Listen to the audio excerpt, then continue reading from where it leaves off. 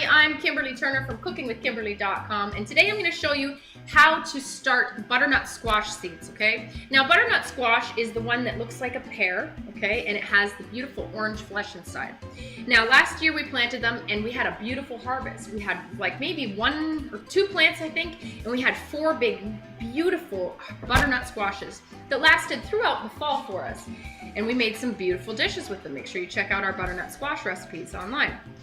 Now, what I did at the end of the season is I kept, when I used the butternut squash, I would take the seeds out and either toast them for a snack, or if you're going to save them for next year, you're going to rinse them off, okay? You're going to take them out of all the innards, you're going to rinse them off, and you're going to let them dry out. You're going to let them dry out, and this is what you have, just a dried squash seed, okay?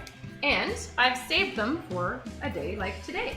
Now I'm getting my seedlings ready. It's spring here in Canada, and it's almost time to get them in the ground. But what I want to make sure I do is start them early as I can. I'm a little bit late this year, but hey, do what you gotta do, right?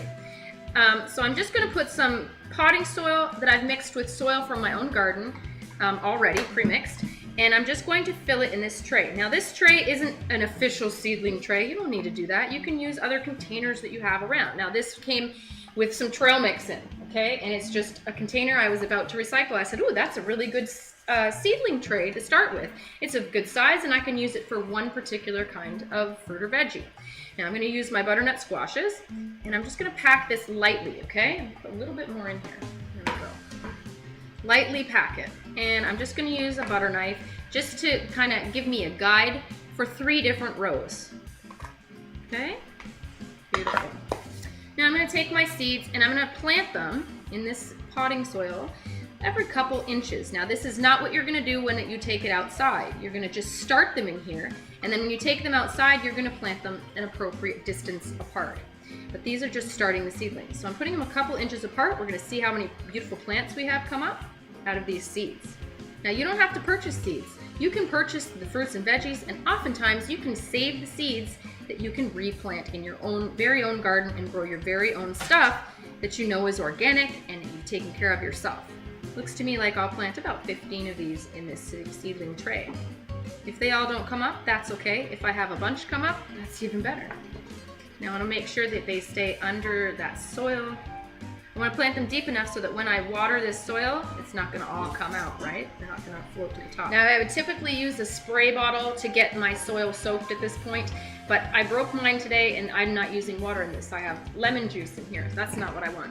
So I'm going to very gently use my pitcher, and I'm going to water the outsides first. Work my way in ever so lightly. I don't want to disturb those seeds under there, but I do want to soak it. You don't want to soak it too much because you don't want everything to mold in here, because that's what happens in these containers. This doesn't have any holes in the bottom, okay? So I'm just going to wet it just enough so that it's moist. Now I don't want it to be over wet, and I never want it to get dry. If you put it in your windowsill or somewhere where there's not a whole lot of draft, it's not cold, as soon as you see that soil getting a little bit dry, you put your finger on it and it feels dry, or you see it starting to crack, wet it again. I suggest using one of these. Just work on your wrist strength, you'll be okay. But keep your eye on it. If you let it get dry, the plants are going to die. Okay, so now I just have to label this and we're good to go. I'm going to put it in a nice sunny spot and watch them start.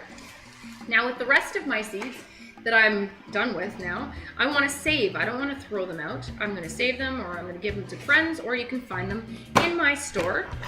At shop.cookingwithkimberly.com. Now I store them in envelopes, paper envelopes, and I'm just going to label the envelope. I'm going to put them all together with the rest of my envelopes of seeds, so I know what to do next season. In they go. You want to keep your storage container nice and dark. You don't want those seeds to be exposed to the light. As well, you need it to be able to breathe. When you purchase seeds in a store, they come in a plastic envelope, and that's why it needs to be able to breathe. They're living things. You can't put them in plastic and expect them to live. They're going to suffocate. So there you go. That's how you store them, and that's what I'm doing. So that's how you start butternut squash seedlings. It's cool. As soon as they get to be a couple inches high, you're going to transplant them, put them in your garden. It's going to be a great season you're going to see. Don't be scared to try this stuff out yourself. It doesn't work. I mean, really, it took you 2 seconds to try, right? And if it does work, that's awesome. Anyhow, that's it, that's all. Follow me on Twitter at Cooking with Kim, E with a capital E, or at Web Chef Kimberly. Check out the fan page at facebook.com/cookingwithkimberly. My shows are on ifood.tv/cookingwithkimberly and youtube.com/cookingwithkimberly. And my site is cookingwithkimberly.com. That's it, that's all. Be a champion in your kitchen and eat deliciously. Bye.